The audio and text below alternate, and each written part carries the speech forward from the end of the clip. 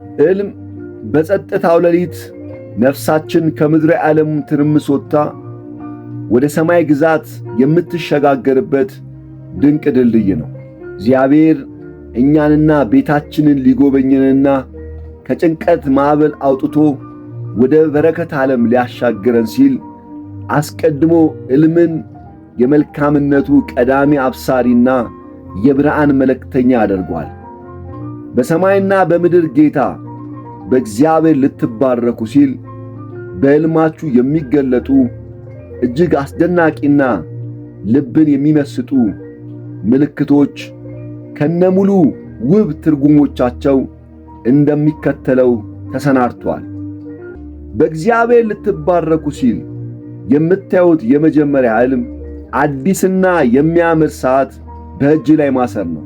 በሕልሙ ውስጥ እጅግ የሚማርክ በትክክል የሚቆጥርና አዲስ ሰዓት በእጆ ላይ ሲያስሩ ወይም አንድ ሰው በስጦታ ሲያበረክቱሎት ካዩ መለኮታዊ ጊዜ መድረሱን የሚያበስር ሰማያዊ ድምፅ ነው። ለብዙ ዘመናት የጸለዩት በተስፋ የጠበቁትና የደከሙለት ነገር ፍሬ የሚያፈራበት ትክክለኛው ሰዓት መድረሱን ያሳያል። ሰዓቱ አዲስና የሚያምር መሆኑ በሕይወቶ ውስጥ የነበረው የእንግልትና የድካም ዘመን ማክተሙን ያበስራል። በእጆ ላይ ማሰሮ ደግሞ ያ የተባረከው ሰዓትና አዲስ ዕድል አሁን በእርሶ ቁጥጥርና ሕይወት ውስጥ መግባቱን ያመለክታል። ይህ ሕልም ጊዜዎ የተባረከ፣ እርምጃዎ የተቃና፣ በስኬት የተሞላ እንደሚሆን የሚገልጥ እጅግ ማራኪ የሆነ የምሥራች ነው። ሁለተኛው ቀስተ ደመና በሰማይ ላይ መመልከት። ማዕበል አልፎ ዝናብ ቆሞ ድንገት በሰማይ ዙሪያ ላይ አስደናቂ ቀለማት ያሉት ቀስተ ደመና ተዘርግቶ መመልከት እግዚአብሔርን ታማኝነትና አዲሱን ተስፋ የሚገልጥ እጅግ ማራኪ መንፈሳዊ ምስጢር ነው። ቀስተ ደመና በመጽሐፍ ቅዱስ ውስጥ የእግዚአብሔር ዘላለማዊ ቃል ኪዳን፣ የምሕረትና የፍቅር ታላቅ መገለጫ ነው። ኖህ ከታላቁ የጥፋት ውሃ ማዕበሉ ወጥቶ በኋላ ቀስተ ደመናን እንዳየ ሁሉ ይህ ሕልም በሕይወቱ ላይ ይወርድ የነበረው የጭንቀት የፈተናና የእንባ ማዕበል ሙሉ ለሙሉ መቆሙንና ማለፉን ያበስራል። እግዚአብሔር በሕይወቱ ላይ አዲስ የሰላምና የበረከት ቃል ኪዳን የሚያድስበት ዘመን መቃረቡን ያረጋግጣል። ቀስተ ደመና የሚወጣው ከከባድ ዝናብ በኋላ እንደመሆኑ መጠን ይህ ሕልም ከዚህ ቀደም የነበሩት አስቸጋሪ ቀናት፣ ውጣ ውረዶች ፍሬያማ ወደሆነ ሰላም እንደሚቀየር ያሳያል። በሕይወቶ ከጨለማው ድባብ ወጥተው እንደ ቀስተ ደመናው ቀለማት በደስታ፣ በጤና፣ በስኬትና በክብር ያሸበረቀ ማራኪ እንደሚሆን የሚገልጥ ነው። ሦስተኛው እግዚአብሔር ሊባርከን ሲል የሚያሳየን ሕልም የደረሰ ሰብል ማየት ነው። የደረሰ ሰብል በምድር ላይ በብዙ ልፋት በላብና በጸሎት የተዘራው ዘር ፍሬ ያፈራበትን ጊዜ ያመለክታል። በመጽሐፍ ቅዱስ በእንባ የሚዘሩ በደስታ ያጭዳሉ እንደሚል ይህ ሕልም የለፉበትን የደከሙበትን ጉዳይ ፍጻሜ አግኝቶ ጊዜው መቃረቡን ያበስራል። ሰብል ዝም ብሎ በአንድ ጀንበር አይደርስም። ክረምቱና ዝናቡና ፀሐዩ አልፎ ነው ለምግብነት የሚበቃው። ሕይወቶም ካለፈችበት የፈተናና የጥበቃ ወቅቶች ወጥታ አሁን ፍሬ የምታሳይበት የበረከት ወቅት ላይ መድረሷን ያሳያል። የደረሰ ሰብልን ማየት የራብና የችግር ዘመን ማክተሙን፣ በምትኩም የጥጋብና የእረፍት ምዕራፍ መጀመሩን ያመለክታል። አራተኛው ሕልም በሰማይ ላይ መብረር ነው። መብረር ማለት የነጻነት ምልክት ነው። ይህ ሕልም ከመሬት ተነስተ ወደ ሰማይ ስትጠጋ የጸሎትና የምስጋና ድምፅ ወደ እግዚአብሔር ዙፋን በቀጥታ እንደደረሰ ያሳያል። ከፍ ብሎ የሚበር ወፍ ሰፊውን ዓለም በአንድ ጊዜ ማየት ይችላል። አንተም በሕይወት ውስጥ ከዚህ ቀደም የማይታዩ የነበሩ አዳዲስ የበረከት መንገዶች፣ የሥራ ዕድሎችና የሰላም በሮች በግልጽ መታየት ይጀምራሉ። ጠባብና ጨለማ የነበረው አስተሳሰብ ተቀይሮ ነገን በተስፋና በታላቅ ራዕይ እንድትመለከት መንፈስን ያነቃቃል።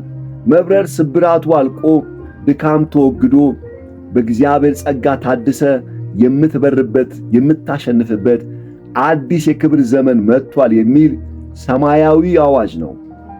አምስተኛው ነጭ እርግብን ማየት። ነጭ እርግብ በሁሉም መንፈሳዊ ሥርዓቶች ውስጥ የንጽሕናና የየዋህነት የሰላምና የመንፈስ ቅዱስ ረድኤት መገለጫ ናት። በኖኅ ዘመን ምድር በማዕበልና በውኃ ጥፋት ስትናወጥ ማዕበሉ ማለፉንና ከእግዚአብሔር ዘንድ ሰላም መውረዱን መጀመሪያ ያበሰረችው ነጭ እርግብ ነበረች።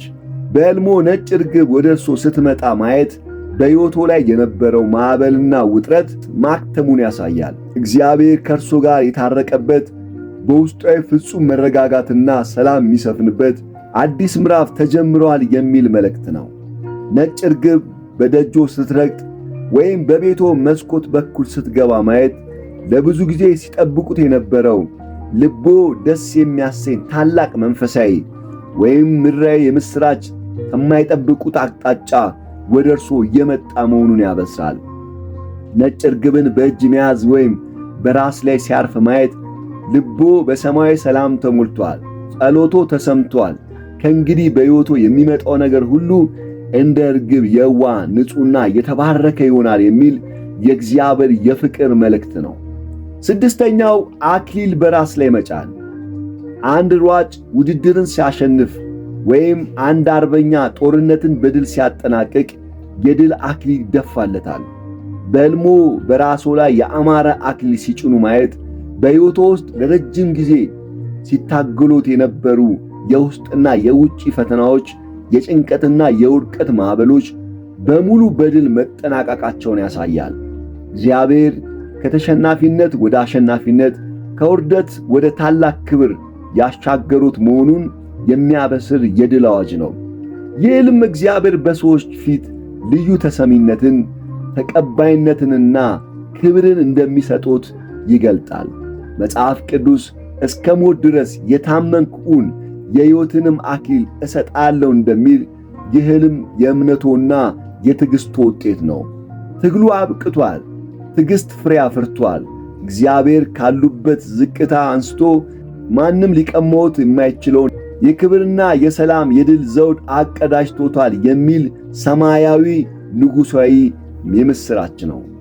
ሰባተኛው ከባሕር ውስጥ ዓሣ ማጥመድ። ባሕር ስፋቱና ጥልቀቱ አይታወቅም። በውስጡም እጅግ ብዙ ዕጹብ ድንቅ የሆኑ በረከቶቹን ይዟል። ከዚህ ጥልቅ ባሕር ውስጥ ዓሣ አጥምዶ ማውጣት እስካሁን ድረስ ሳይታይ ተደብቆ የነበረ ማንም ያላስተዋለውና እግዚአብሔር ለእርሱ ብቻ ያዘጋጀው ልዩ የሀብትና የዕድል በር መከፈቱን ያበስራል። በሰው ዓይን የማይታየው እግዚአብሔር ለእርሱ የሚሆን ምስጢራዊ ሲሳይን ከጥልቅ ያወጣውለታል። ዓሣ ማጥመድ ትዕግሥትን፣ ጥረትንና ተስፋ ለመቁረጥን ይጠይቃል። በሕልሞ ዓሣ ሲያጠምዱ ካዩ እስካሁን በሕይወቶ በሥራው ወይም በትዳሩ ያለፉበትን የደከሙበትን ነገር ሁሉ ከንቱ ሆኖ እንደማይቀር ማረጋገጫ ነው። የጸለዩት ጸሎት፣ ያፈሰሱት እንባ ፍሬ አፍርቶ እግዚአብሔር የድካሞን ዋጋ በደስታና በክብር በእጁ ላይ እንደሚያስቀምጠው ይገልጣል። በቅዱስ መጽሐፍት አስተምሮ ቢሆን ዓሣ የበረከትና የሙላት ምልክት ነው። ጌታችን ኢየሱስ ክርስቶስ ጥቂት ዓሣዎችን ባርኮ በሺዎች የሚቆጠሩ ሰዎችን እንዳጠገበ ሁሉ በሕልሙ ዓሣ ማጥመድም ቤቶ ማዕዶና ኪሶ ሊባረክ እንደሆነ ያሳያል። ከባሕር ዓሣ ማጥመድ ማለት ከማይደርቅ የፈጣሪ ቸርነት ምንጭ ላይ የእርሶ ድርሻ በድል መረብ ሰብስበው የሚረከቡበት የድል የብልጽግናና የደስታ ዘመን መቃረቡን የሚያሳይ ውብ የምሥራች ነው። ስምንተኛው የሙሽራ ልብስ ለብሶ መታየት። ሙሽራ መሆን ወይም የሰርግ ልብስ ለብሶ መታየት እግዚአብሔር ለሕይወቶ ያዘጋጀውን አዲስ የክብር የሞገስና የደስታ ምዕራፍ የሚያበስር እጅግ ረቂቅና ውብ መንፈሳዊ ምልክት ነው። በእውነተኛው ዓለም ሙሽራ ሲባል ልዩ ክብር የሚሰጠው፣ ሁሉም ሰው በፍቅርና በአድናቆት የሚመለከተው፣ በዙፋን ላይ የሚቀመጥ ንጉሥ ወይም ንግሥት ማለት ነው። በሕልሙ ሙሽራ መሆኖ ጌታ አምላክ አሁን ካሉበት የዝቅታና የአዘን ስሜት አውጥቶ በሰው ፊት ከፍ እንዲሉ ሊያደርጉት እንደሆነ የሚያሳይ ትልቅ የምስራች ነው። የመከራ ልብስ ወልቆ የክብር ልብስ ይለብሳሉ። ይህ ሕልም እግዚአብሔር ከእርሱ ጋር ያለውን መለኮታዊ ቃል ኪዳን የሚያድስበት ጊዜ መቃረቡን ያሳያል።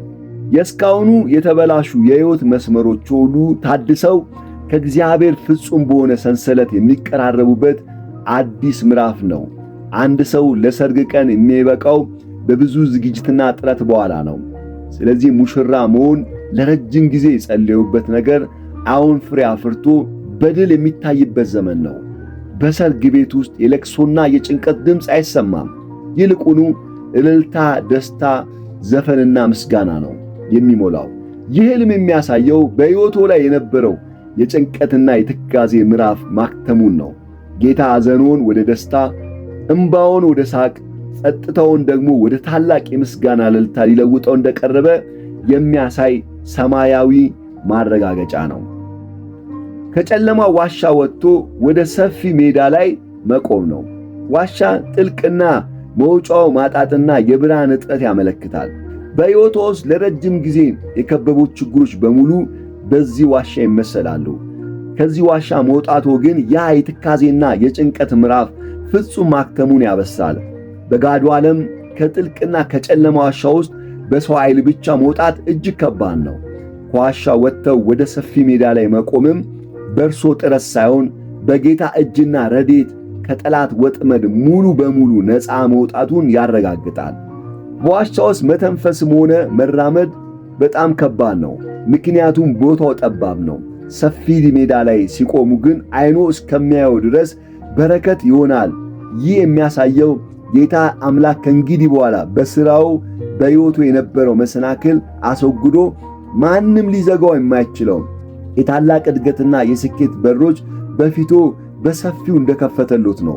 የመከራውና የሌሊቱ ጊዜ አልፎ የጌታ ቸርነትና ሰላም በሕይወቱ የሚበዛበት፣ ክንፍ አውጥተው በነጻነት የሚበሩበት ብሩህ የጧት ፀሐይ በሕይወቱ ላይ መውጣቷን የሚያረጋግጥ ፍጹም የሆነ መለኮታዊ የበረከት መጀመሪያ ነው።